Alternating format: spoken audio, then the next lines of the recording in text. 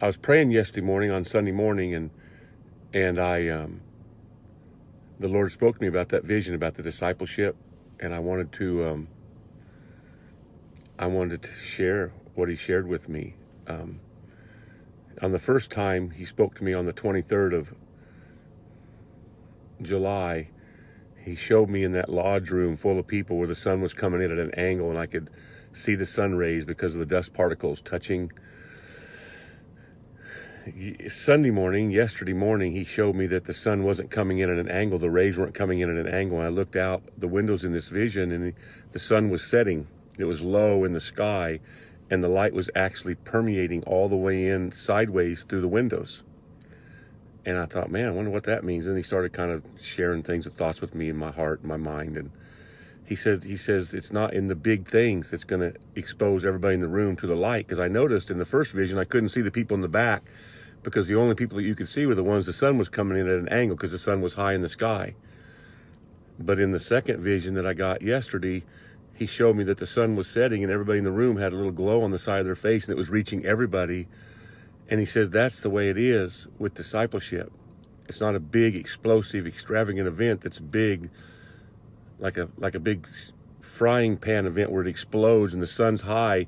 He says if it's a big event like that, the people that are hungry, the people that are close to the edge get touched, but the people that can hide under structures and institutions and denominations and even apathy, even atheism, even false religions, they're not touched by the sun of righteousness. They're not touched by the light of His presence unless it comes in subversively lowly. It comes in lowly like the sunset. I was kind of confused as He was sharing this with me. Then He says it's like the righteous person. You know, in Proverbs 4:18, the way of the righteous is like a sunrise. It's brighter and brighter unto the day, and it's brighter all the way to the end of the day. But at the end of the day, the sunset meant that we're running out of time, because God's going to come back one of these days. We don't know when, but we know that He's coming because His word says He's coming. And I believe the vision was, if this discipleship movement will really take off, if people will really get low and humble and really want to share their life that Jesus has given them with others and reproduce that life in them, that it'll reach every person that can hide under any rock, underneath any structure, underneath any institution, underneath any other religion. Because if we love them enough to go to them and give them the love and presence of Jesus face to face, personally, leading them into encounter with Jesus, it'll reach everybody that otherwise could be hidden, and only the ones close to the window could be touched. I'm reminded of a scripture in John 15 where Jesus was teaching the disciples that night in the garden before He got arrested. And He said, you didn't choose me, I chose you, and appointed you to go and bear fruit, that your fruit would remain. I studied that one time several years ago, and when He said, I appointed you to go and bear fruit, that little phrase, to go, when you pick that little phrase apart, to go and bear fruit, that means to go lower, to go humbler, to go out of sight where you're no longer even noticed. And I think making disciples is a thing that you're willing to do it with no recognition. You don't need a pulpit. You don't need a name. You don't need anything. You just need to love Jesus enough that you know His heart is for that person across from you, or the person across the street, that person across the aisle. And you're willing to go out of sight where they don't even remember you. They just remember Jesus. They just remember the presence of Jesus. And that's the fruit that remains. And I think a discipleship wave of people making 2 disciples every 9 months and multiplying this every 9 months, I think that they won't remember us, but they'll remember Jesus.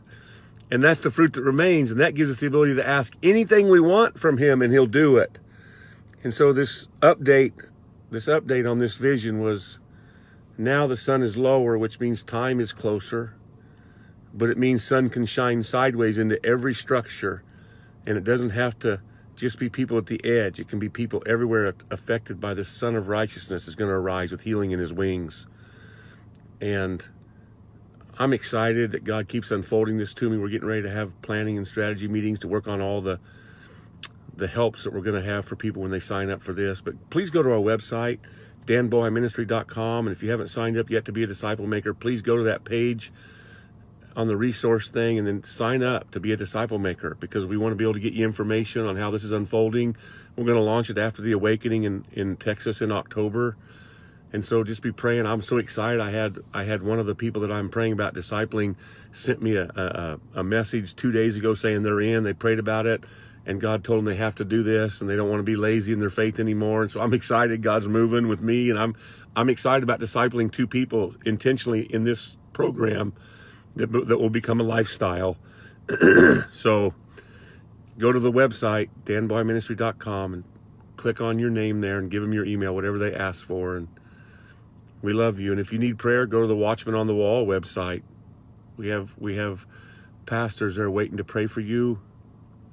thewatchmanonthewall.com, and our website, of course, is danboheimministries.com. And we need intercessors. If you want to be an intercessor, go to danboheimministries.com and sign up, that we can count on you to pray, and we can give you specific needs to pray for. But we love you so much, and I'm thankful that I can do these little lives from my car here in Leavenworth, Washington, in between sessions. God bless you all. You have a blessed day.